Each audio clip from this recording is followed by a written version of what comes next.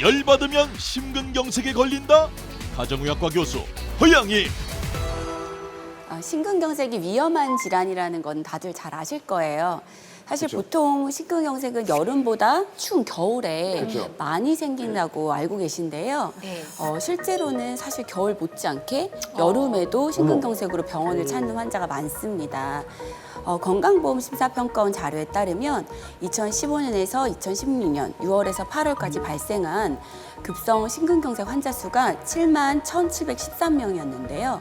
그런데 같은 기간에 12월부터 2월까지 겨울 동안 발생한 심근경색 환자 수는 7만 3,183명이었어요. 오. 여름하고 좀 비슷했죠. 네. 근데 겨울 못지않게 여름에 심근경색 환자 수가 많은 이유가 뭘까요? 그렇구나. 아마도 뭐 더워서 더 문제가 되는 거겠죠. 지금 오늘 주제 따르면. 아니면 냉방? 냉방기기? 에어컨. 에어컨? 밖에 날씨? 뭘까요? 뭡니까? 이제 피부 온도랑 관련이 있습니다. 피부 온도. 네. 햇볕 속 자외선은 파장이 길어서 피부 진피층까지 깊숙이 침투해서 피부에 열을 발생시킬 수가 있는데요. 이 과정에서 피부 표피세포에서는 염증 물질이 분비됩니다. 이 염증 물질은 이제 피하 지방이 생성되는 걸 막는데, 그래서 우리가 칼로리를 똑같이 먹었을 때 피하 지방 생성이 억제되면서 대신에 이제 남는 열량이 내장 지방으로 저장되기 쉽게 됩니다. 그래서 이 피하 지방은 우리가 몸을 따뜻하게 보호하기 위해서 있는 거지만, 내장 지방은 혈관성 혈전도 생기게 하고 또 여러 가지 인슐린 저항성이라든지 여러 가지 문제를 일으키기 때문에 심근경색에 걸릴 위험이 높아질 수 있는 겁니다. 근데 그 피하 지방 생성이 안 된다면 일단 지방이니까 생성 안 되니까 살도 빠지고 좀 좋은 거 아닌가요? 아닙니다. 아니네요. 네. 사실 이제 염증 물질이 생겼다고 해서 이미 생긴 피하 지방을 줄여주는, 그러니까 파괴하는 원리가 아니라 피하 지방의 생성을 억제하고 지방이 쌓일 때 내장 지방으로 좀 더 쌓이게 하는 거기 때문에 안 좋게. 예, 살이 빠지는 데 도움이 되진 않습니다. 오히려 내장 지방만 늘릴 뿐이겠죠. 실제로 이를 입증하는 연구 결과도 있었는데요. 한 대학병원 연구팀이 7명의 노인을 대상으로 햇볕에 노출된 피부의 피하 지방이 햇볕에 노출되지 않은 피부에 비해서 한 40% 정도 피하 지방 생성이 줄어드는 것을 확인을 했었는데요. 그럼 오늘부터는 이 집 밖에는 안 나가는 게 좋겠네요. 이 햇볕 받으면 너무 안 좋아요. 일단 오늘 단체로 자외선 차단제, 그리고 양산, 선캡, 모자, 선캡, 햇볕 차단할 수 있는 건 다 선글라스. 공부합시다. 그래, 다 사요, 다 사요. 우리 나가지 말아요. 어둠에, 아니 그리고 녹화도 이제 조명 끄고 해. 촛불만 켜요, 촛불만. 네. 눈에 불 켜고 하자고. 하지만 또 햇빛을 무조건 피하는 것만 건강에 좋은 것도 아니겠죠. 도대체 어쩌라는 얘기예요? 원래 사실 음식도 그렇고 뭐든지 적당해야 되잖아요. 햇볕은 사실 면역력을 높여주고 뼈를 튼튼하게 만들어주는 비타민 D 합성을 돕기 때문에 적당량은 필요합니다. 그래서 하루에 15분 정도 햇볕을 쐬면 이제 비타민 D 합성에 도움을 받을 수 있는데요. 또 자신의 몸 상태에 따라서 적당히 햇볕을 쬐는 것을 얘기해 드리고 있습니다. 지금 햇볕 때문에 열을 받으면 심근경색까지 경색이. 걸린다라는 거 지금 굉장히 놀라운 일이거든요.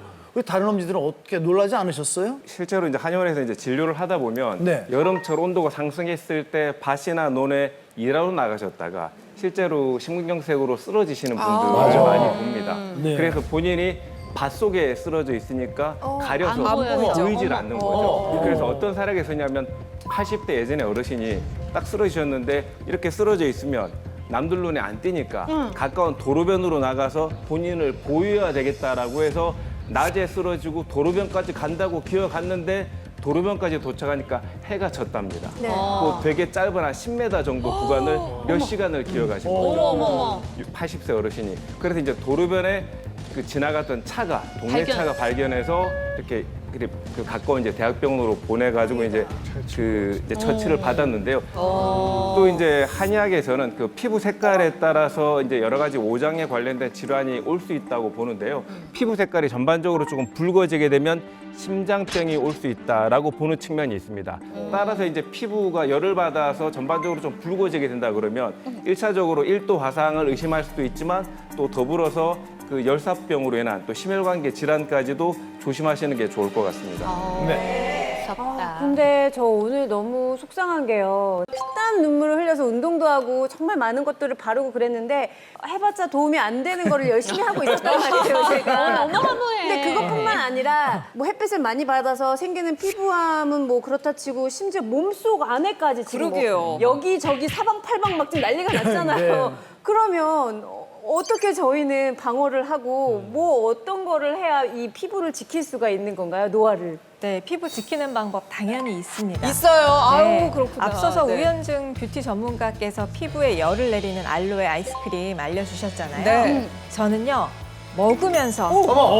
피부 속부터 챙겨서 노화를 방지할 수 있는 밥상 알려드리겠습니다. 아, 네.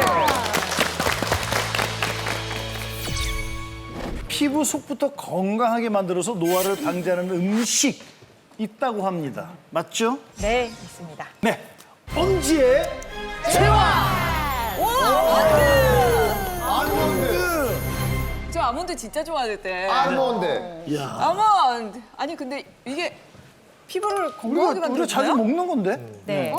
자, 아몬드가 피부에 정말 좋은 식품입니다. 이 아몬드가요, 피부 속부터 건강하게 해주는데요. 그 이유가 뭐냐 하면 이 아몬드에는 바로 젊음을 지켜주는 비타민 E가 많이 들어있습니다. 그래서 아몬드를 뷰티 간식이라고도 하는데요. 이 비타민 E의 역할이 무엇이냐 하면 자외선 또는 오염물질, 담배 연기나 기타 뭐 미세먼지 이런 환경적인 요인으로 인해서 생성되는 활성산소로부터 우리 세포를 보호해 줍니다. 그래서 피부를 촉촉하게 유지하고 노화를 예방하는 항산화 효과가 있습니다. 자, 아몬드를 이렇게 한 줌을 집어보면 아몬드 한 줌 약 23알 정도에는요, 미국 의학협회에서 권장하는 알파 토코페롤 형태의 비타민 E가 8mg 함유되어 있습니다. 세상에. 자, 이게 얼마만큼의 양이냐 하면 네. 하루 비타민 E 권장량의 67%에 해당되는 풍부한 양이에요. 오, 한 줌이. 그래서 이렇게 매일 하루에 한 줌만 드셔도 피부 노화를 예방하고 튼튼한 피부를 만드는 데 도움을 줍니다. 오. 네, 국내 연구진 조사에 따르면 한국인들이 포화지방 높은 식단이 주로 이제 이루어져 있기 때문에 상대적으로는 하루 비타민 E 섭취량이 좀 떨어져 있거든요. 그래서 비타민 E가 뭘 하냐면 산화 방지제예요. 산화를 막는 거거든요. 그래서 아몬드를 먹어서 비타민 E 보충이 된다면 뭐 피부나 아니면 우리 또 그 주름이나 이런 쪽 여러 데 개선하는 데 아주 도움이 될 수 있을 것 같습니다. 근데 이 아몬드는 지방이 많잖아요.